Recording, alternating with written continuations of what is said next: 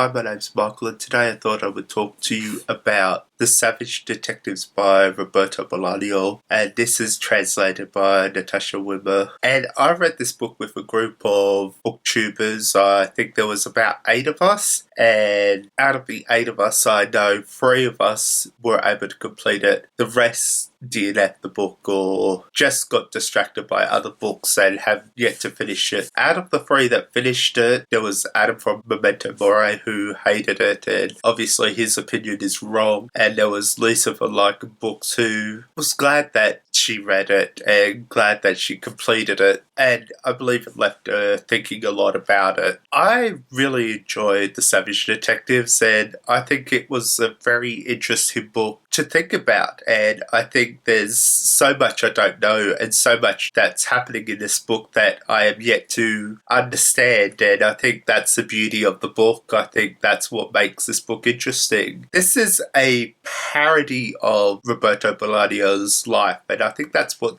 made this interesting. Roberto Bolaño was born in Chile and he moved to Mexico at a young age. He became very political. He was a Trotskyite, and he did eventually move back to Chile to join the Socialist Revolution, but when that government was overthrown, he was thrown into prison as a terrorist. But when he did eventually get out, he moved back to Mexico and lived a bohemian life. He called himself a enfant terrible of the literary world, which meant he was trying to be controversial on purpose. He was living a bohemian poet life, and people have said he calls himself a provocateur of the literary world, even though publishers didn't know who he was, and that's the kind of person he was. He started this literary movement, the Imperial Realism movement, and this was a group of poets that were trying to make a difference, trying to do something different to the rest of the world. And in the book, The Savage Detectives, Roberto Bolaño actually makes fun of himself. He actually parodies his whole self and his life. And I think this is a reflection of his life and how ideological he is and how unrealistic his expectations were. And I think that's what made this book interesting. I'd love to know more about him, but the way he pokes fun of himself is what really got me hooked. The book is set around this literary movement. This is the visceral realists,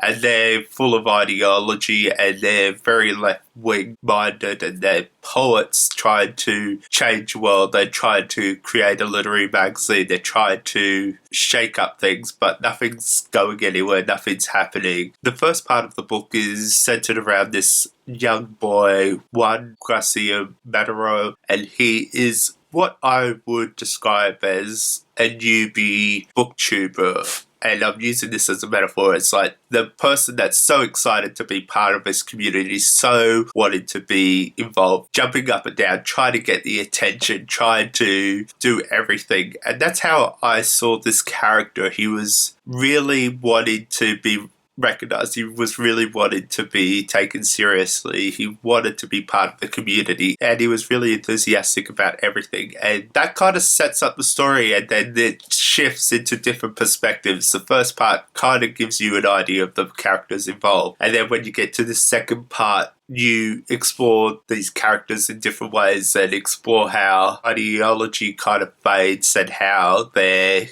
don't achieve what they want. They have these ideas but never achieve it, and I found that fascinating. I found it really interesting to explore, and each character is a representation of someone in Roberto Bolaño's life, and that was fascinating. Like Roberto Bolaño's alter ego, Toro Bolaño, was in it. And I won't go into detail of who everyone was an alter ego of, but I found this interesting. It was like a fictionalized story of his life, but he was parodying it. He was making fun of it. He was showing off how his ideology and his thought process of being this enfant terrible of the literary world was really ridiculous. And I think that's what really drew me to the story. I have only read one other Roberto Bolaño book, and that was by Night in Chile, which was a very different book. It was very different style. It was more self-reflective and about memories and while it was a reflection on life, it was done in a very different way. And I think that's what I enjoyed. I think, in contrast, the two books talk about a similar theme about reflecting on life, but done in a completely different way. And I'm definitely going to be reading more Bolaño in the future. I definitely want to read 2666, but I definitely want to read everything that has been translated in English because I was fascinated by this. I was keen to know more. I like his style. I like that it was a book that kind of went nowhere, but it kind of gave you glimpses of the lives of these people. And it told me that I do not know enough about South American literature, even though I really enjoy South American literature. There's so much to learn. And I think that's what I liked about it. I think that's what I got out of it because it excited me. If you want to find me elsewhere, all my links to social media are in the description below. And as always, thank you for watching.